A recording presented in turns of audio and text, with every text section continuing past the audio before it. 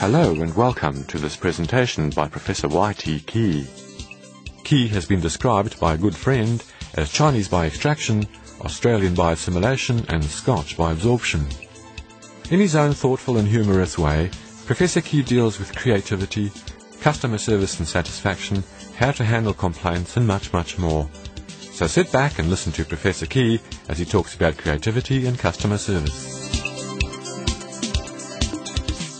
When I was going to school in America, the professor came in and he said, "Ladies and gentlemen, I have good news and bad news.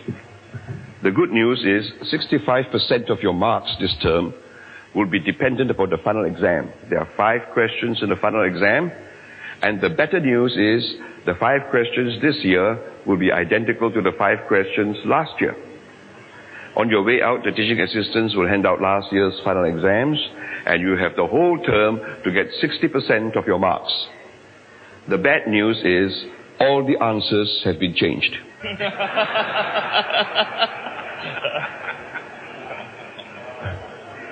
Now, when we go back to work, we find that all our answers have been changed. You can see the number of guys who got elected and then resigned, you see, because all of a sudden they are doing all kinds of crazy things to us. 3 businessmen were having lunch and one guy began talking into his hand. They said, "What are you doing?"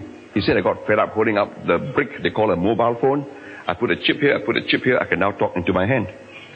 The second guy was talking to himself. They said, "What are you doing?" He said, "I got fed up holding up my hand. I put a chip here, put a chip here. I can now even talk without holding up my hand." And the third guy was having a coughing fit. So they pounded him on the back and said, "What's the matter with you?" He said, "Shh, facts coming through."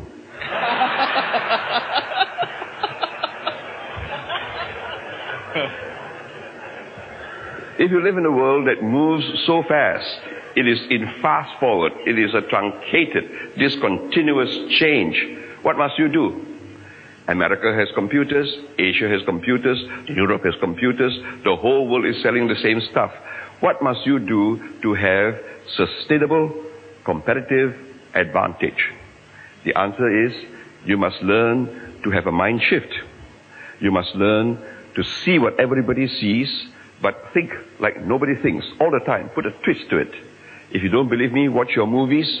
The movies which make money are the crazy movies. Godzilla, you know.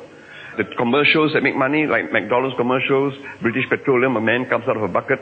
They are all crazy and they have a twist to it. So you must start learning to do that. How do you do that? Well, a teacher put a word on the blackboard, and the word was Timbuktu. And she asked the kids to write a poem. Now, the kid who was a normal pedestrian kid wrote, "I wandered in a foreign land. My feet were burnt by desert sand. A caravan was passing through. Destination Timbuktu." He's like all of us. But the creative kid wrote this poem. He said, "Tim and I were walking when we spied 3 maidens in a tent. They being 3 and we being 2, I bucked 1 and Timbuktu."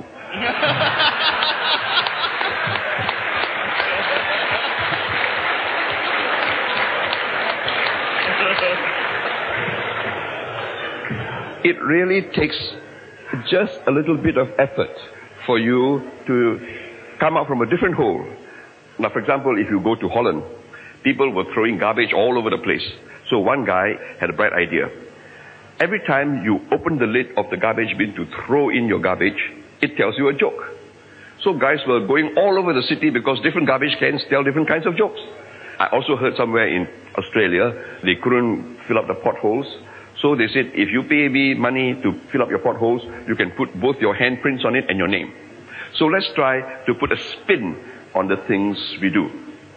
Another thing which I'd like to share with you is that you need to embellish what you do. Too many of us said, "Oh, well, you know, I just do what I always normally do and it will be fine." It's not fine anymore.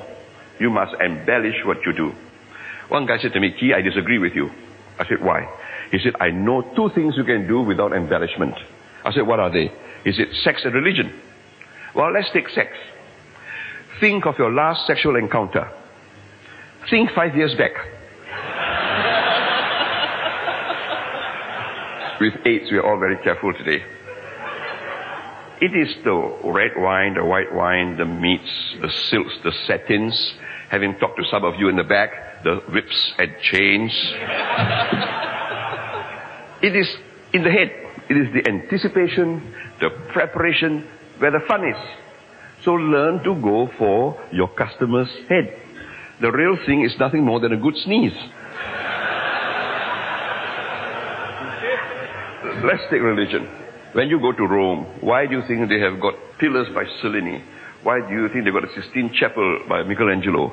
Why do you have cardinals dressed in crimson lying prostrate on the ground? Why do you have white smoke, dark smoke? Because the Roman Catholics know that if you want to capture people, you need to embellish whatever you're doing. When I was young, I lived next to a novitiate, so I would read my Shakespeare as I walk up and down the beach, and the priests would read their Bibles, and one priest said, "Key, come on over, join us for lunch." So I sat down with them. Wow, the table had red wine, white wine, all kinds of meats, fruits, vegetables. It was groaning with food. So I said to my mate, I said, "Say, if this is how you Catholics observe your vows of poverty, after lunch, can you show me how you observe your vows of chastity?" He never invited me back.